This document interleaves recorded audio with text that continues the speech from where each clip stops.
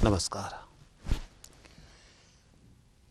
आप इस बोर्ड को देखकर समझ जाएंगे कि हम जिस विषय में चर्चा करेंगे वह अन्वय क्रम है।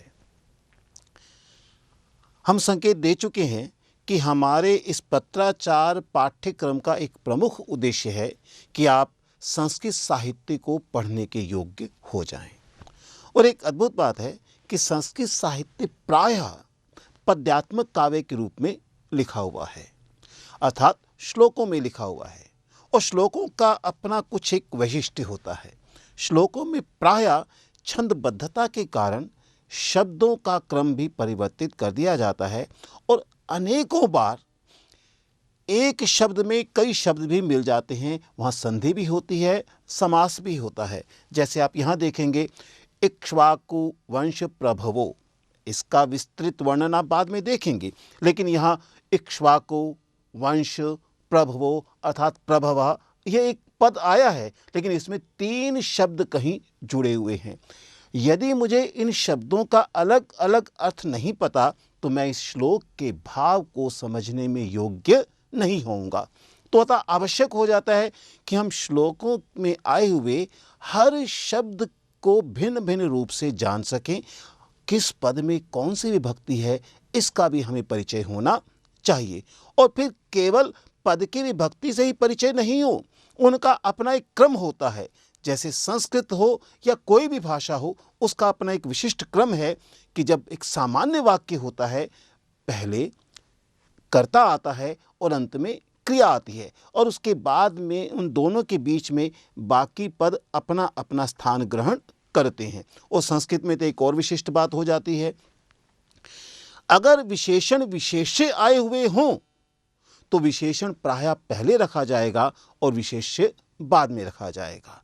हम जानते हैं कि हमारे पास प्रायः 7 प्रमुख विभक्तियां हैं, प्रथमा, द्वितीया, तृतीया, चतुर्थी, पंचमी, षष्ठी, सप्तमी।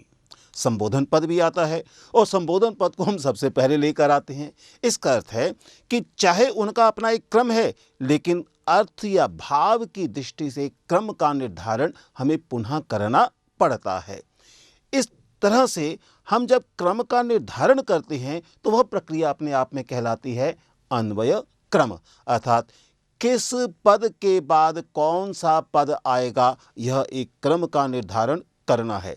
और आपको एक सूचना देना चाहूँगा, एक बहुत सुंदर पुस्तक भी लिखी हुई है, अन्वय प्रबोध।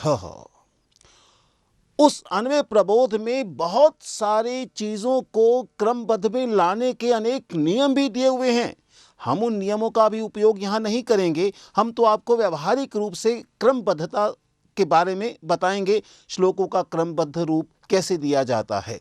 लेकिन वो अन्वय प्रबोध में बहुत सारे नियम हैं, जिसमें कुछ मैंने आपको संकेत दिया है। पहले कर्ता आए, अंत में क्रिया आए और बीच में बाकी पद आए। इस पद क्रम के प्रमुखतः 4 तत्वों से आपको परिचय कराया जाएगा। पहला होगा पद विभाग, अर्थात श्लोक में आए विभिन्न पदों में कौन सी विभक्ति है और कौन कौन से पद हैं, इसका परिचय होना चाहिए, जैसे मैंने आपको यहाँ बताने का प्रयास किया है। और लेते हैं रामो, यहाँ दिख रहा है रामो, लेकिन मूलतः यह रामः है, आपको स्पष्ट किया जाएगा। इसके बाद जब पद विभाग हो जाता है तो हर पद के बारे में पता लगा, फिर उसका क्रम निर्धारित करना है, वह कहलाती है अन्वय की प्रक्रिया, अन्वय। और फिर जब अन्वय हो गया तो हम उसके हर पद के अर्थ को प्राप्त करने का प्रयास करेंगे, वह कहलाएगा अन्वयार्थ।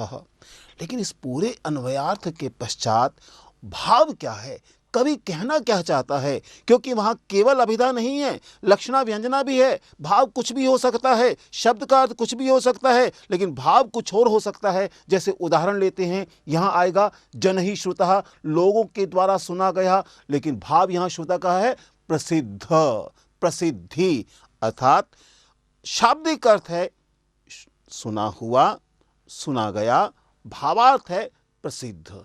इस प्रकार से इस अन्वय प्रक्रिया का एक महत्वपूर्ण तत्व है तात्पर्य। इस पूरी प्रक्रिया के अंतर्गत हम आपको श्लोकों के अर्थों को प्राप्त करने की प्रक्रिया से परिचित कराएंगे। प्रायः इस परिचय में रामायण से श्लोक लिए गए हैं। पहले हम वाल्मीकि जी की वंदना करेंगे। उसके लिए कितने सुंदर शब्दों में क्या कहा है हम इसे सुनेंगे और फिर श्लोकों में आए हुए विभिन्न प्रकार के पदों का, विभिन्न प्रकार के श्लोकों का अन्वय करने का प्रयास करेंगे। और मैंने बताया 4 भाग होंगे, उसका पद विभाग बताया जाएगा, आपको अन्वय बताया जाएगा, अन्वयार्थ बताया जाएगा और तात्पर्य बताया जाएगा। आइए अब हम सुंदर ध्वनि में इस पहले श्लोक को, वाल्मीकि की वंदना को सुने।